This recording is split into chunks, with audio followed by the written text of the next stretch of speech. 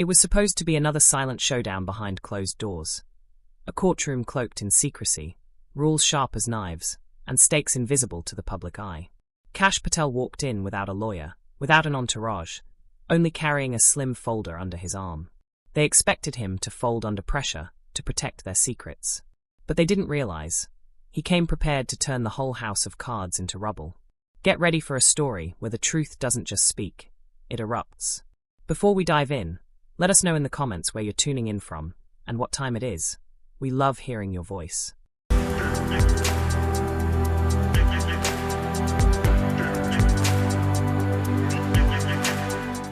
The doors closed behind Kash Patel with a deep, final thud.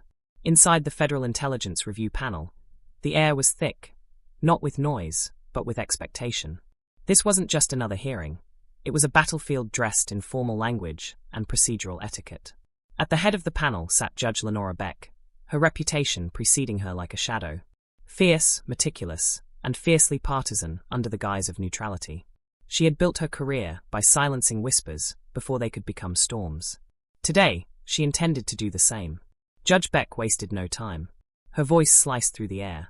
Mr. Patel, you are hereby instructed to disclose your sources, fully and without omission. It wasn't a request. It was a demand, heavy with the authority she had wielded for decades. Cameras lined the back of the room, capturing every blink, every tremor. On paper, this was a national security inquiry into undisclosed informants. In reality, it was an ambush disguised as oversight. Kash sat still, absorbing every word without flinching. His grey suit blended him into the somber decor of the room, but the sharp glint in his eye made him impossible to miss. Slowly, deliberately, he leaned forward, resting his elbows lightly on the polished table. "Understood, Your Honor," he said, voice even.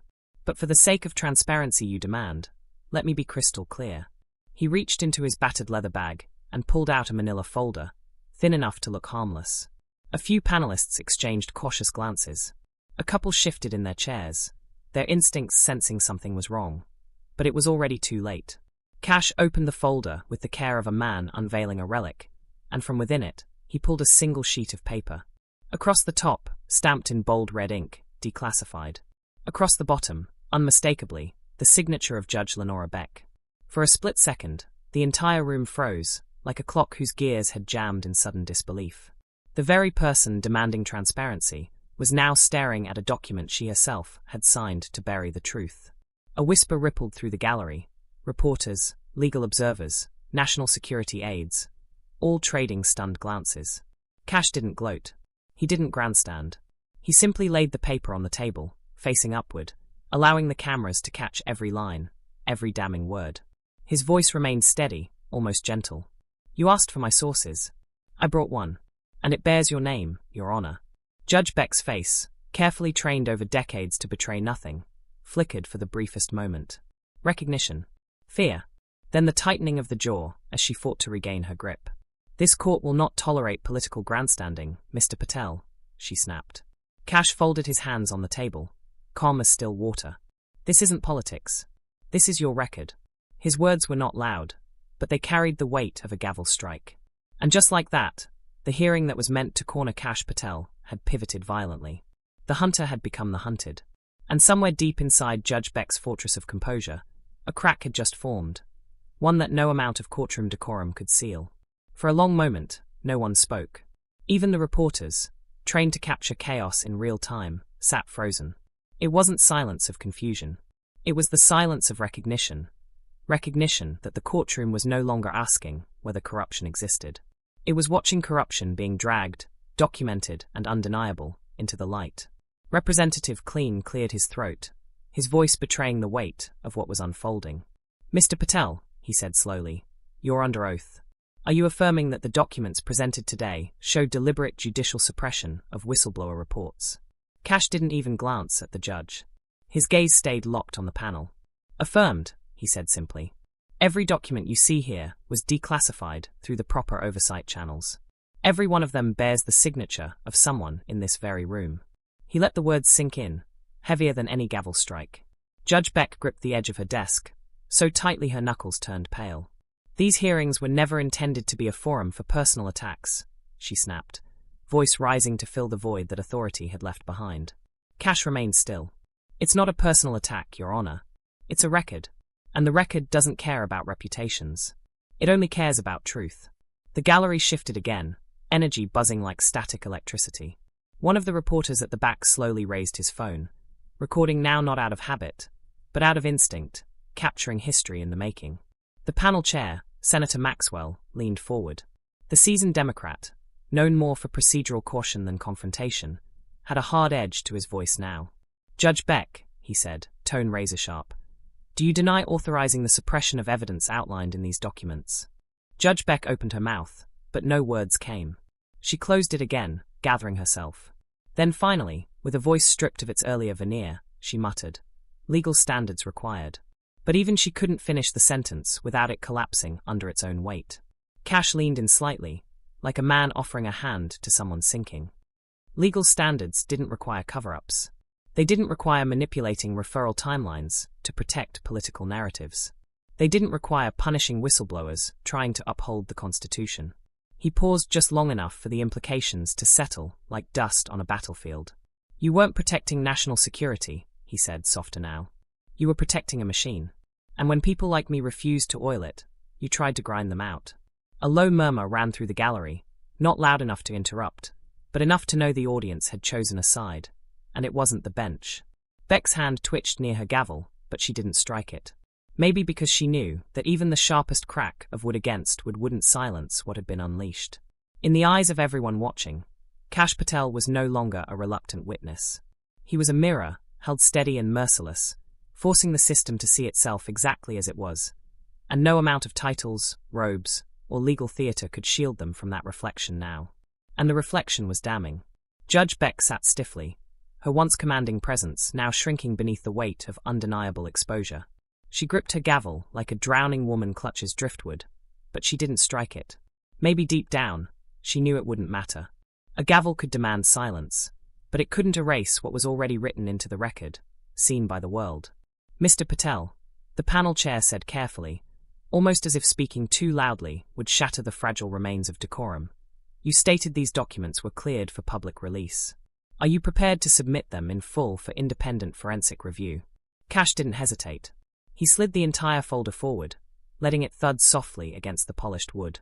They've already been reviewed, verified, and authenticated by the Office of the Director of National Intelligence and Congressional Staff, he said. There's nothing in here I wouldn't read aloud to every American citizen. A gasp whispered through the gallery. Not shock anymore, but awe.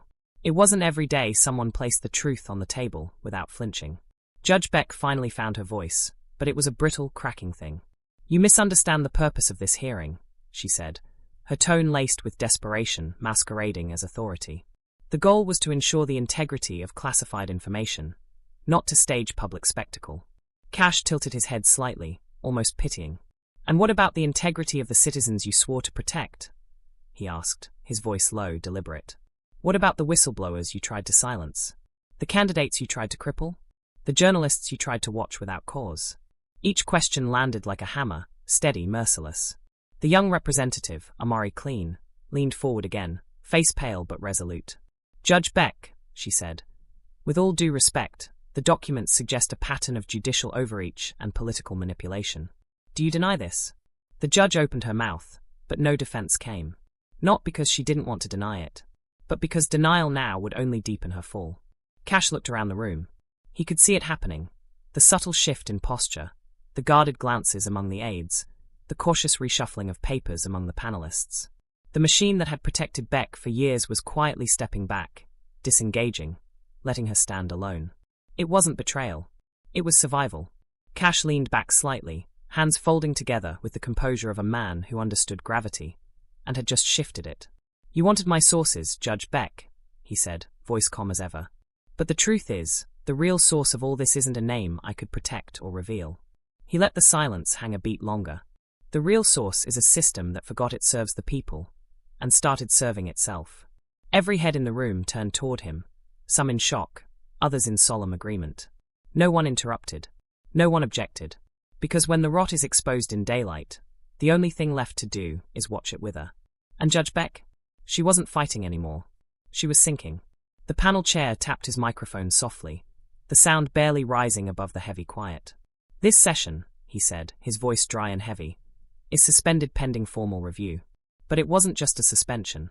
Everyone knew it. It was an ending. An ending to an era of shadow games, silent cover-ups, and unchecked authority parading as law. Judge Beck's shoulders slumped ever so slightly. The gavel she once wielded with effortless domination now sat useless by her side. She looked not like a judge defending her bench, but like a relic from a system no longer willing to shield her. Kash Patel gathered his documents calmly, without fanfare. He didn't smirk. He didn't rush.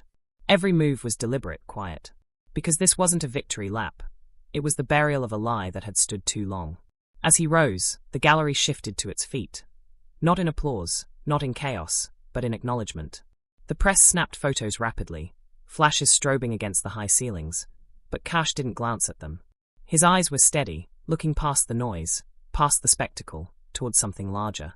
Truth had walked into that courtroom, on two legs that morning. And it wasn't leaving quietly. As Kash approached the door, Representative Clean, still pale but firmer now, called out, "Mr. Patel, if I may." He turned, respectful but unreadable. "Why now?" Clean asked. "Why today?" Kash looked around the room one last time.